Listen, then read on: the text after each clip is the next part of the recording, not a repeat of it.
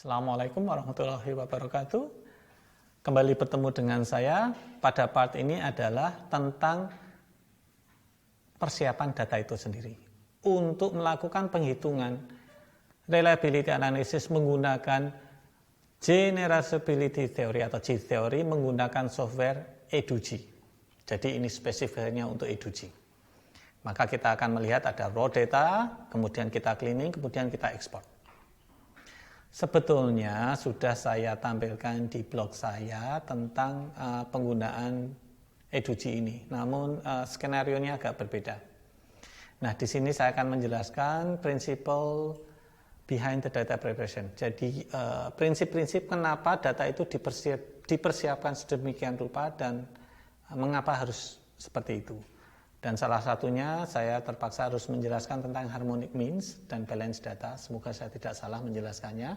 Dan ini sebetulnya berhubungan dengan bagaimana cara kita nanti menghapus data secara random. Dan mengapa kita diperbolehkan atau mengapa tidak boleh. Nah, kita akan melihat data yang sudah saya siapkan.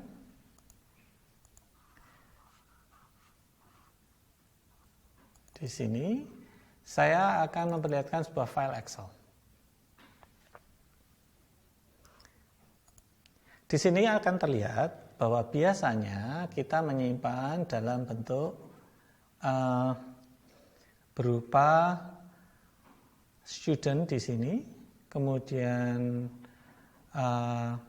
station dash 1 sampai di sini sampai 10. Nilainya per station. Ini station, ini per station. Biasanya seperti ini. Ini raw data. Kalau sudah menggunakan software biasanya outputnya akan seperti ini, namun biasanya kalau dalam Rubrik kita harus memasukkan satu demi satu. Nah, kalau dilihat di sini, terlihat bahwa jumlah mahasiswa yang ada di station, bukan, di sirkuit A, B maupun C itu jumlahnya tidak sama. Kita harus membalance, harus menyamakan. Mengapa? Karena ini salah satu syarat dari software Edugy sendiri bahwa datanya harus balance. Nah, inilah datanya yang harus kita balance. Caranya bagaimana? Data yang tidak balance itu, yang datanya lebih banyak harus kita discharge secara random. Nanti akan saya jelaskan khusus bagaimana mendischarge sebuah data. Tapi pada dasarnya setelah kita mendapatkan raw data harus kita balance seperti ini. Jumlah stationnya sama, kita hanya butuh informasi ini saja sebetulnya. Data ini kita namakan wide data format dan data ini harus kita rubah menjadi long data format. Caranya bagaimana? Ada dua cara. Anda bisa menggunakan makro yang sudah saya tampilkan, bisa dilihat di website saya, atau menggunakan SPSS misalnya, merubah data dari wide data format menjadi long data format. Nah, kita kembali ke balance data. Kita akan melihat prinsipnya dulu. Mengapa harus ada wide data, harus ada balancing data yang ada. Misalnya nih, kita mempunyai raw data yang seperti ini. Lihat, jumlahnya lain kan? Di sini 7, di sini 16, di sini hanya 5. Jika kita melihat pada sheet berikutnya akan terlihat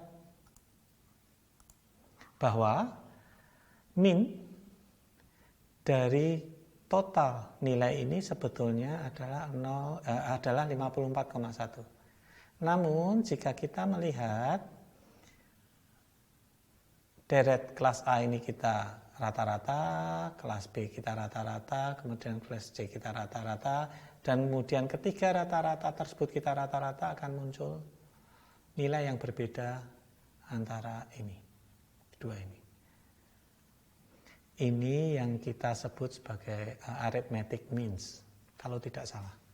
Kemudian ini adalah yang kita sebut harmonic means.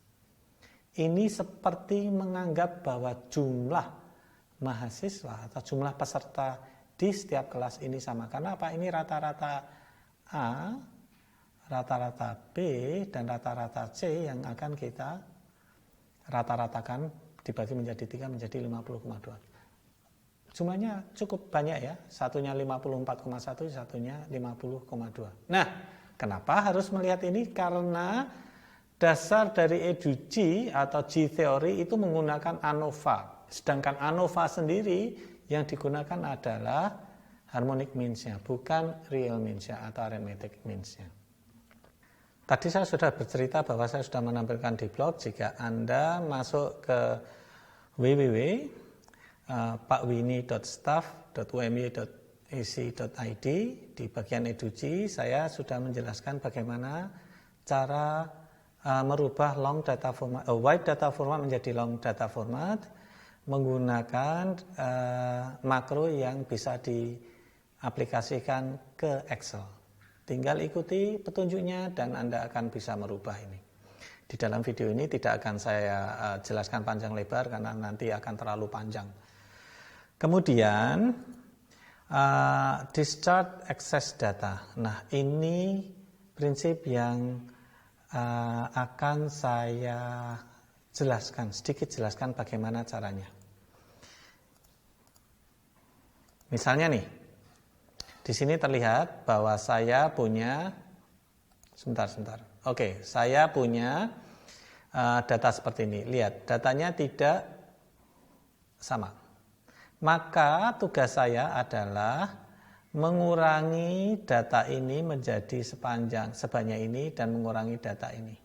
Agar datanya sama semua menjadi 5. Kenapa harus random? Karena kalau tidak random maka intervensi manusia bisa menyebabkan bias. Maka kita harus menggunakan random access data. Caranya seperti ini, akan saya tampilkan semacam ini. Nah, contohnya bagaimana ya? Oke, begini saja. Jika ini saya copy,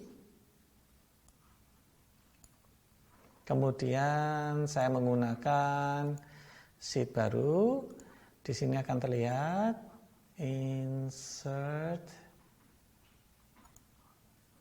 Saya akan menggunakan perintah random. Perintah random ini sama dengan rand dalam kurung. Maka kita akan mendapatkan random. Sebanyak ini. Oh iya, yang harusnya saya kurangi yang ini ya. Saya cut.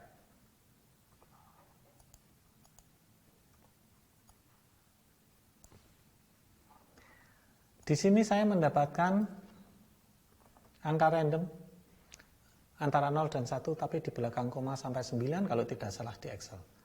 Nah, angka ini karena ini adalah random, setiap kali kita melakukan perintah itu akan berubah.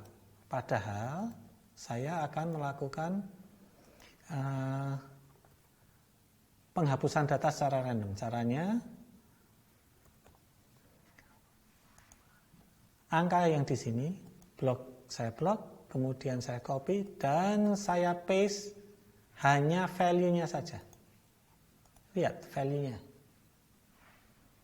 Inilah yang akan kita urutkan. Maka saya akan mengurutkan dari kecil ke besar. Ini akan saya urutkan menjadi, sebentar, ini saya delete dulu. Ini akan saya urutkan. Data, short,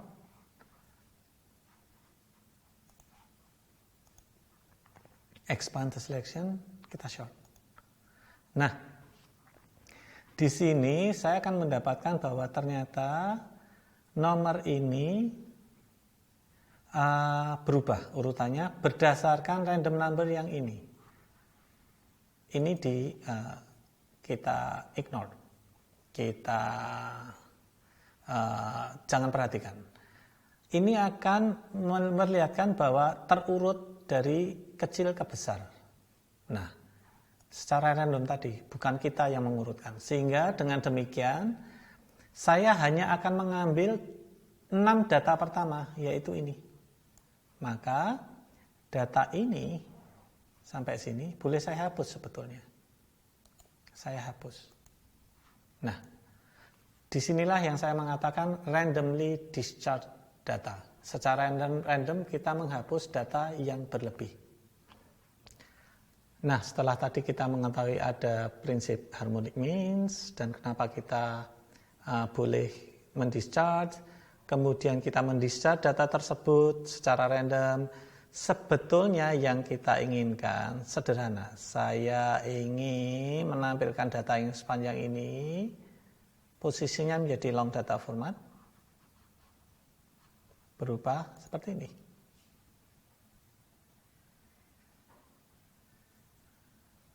Ini adalah student pertama, student kedua. Dan penampilan datanya adalah ini stasiun 1, kemudian urut 2, 3, sampai 10. Menjadi bentuk yang panjang ke bawah. Begitulah data preparation. Terima kasih dan sampai bertemu di section berikutnya.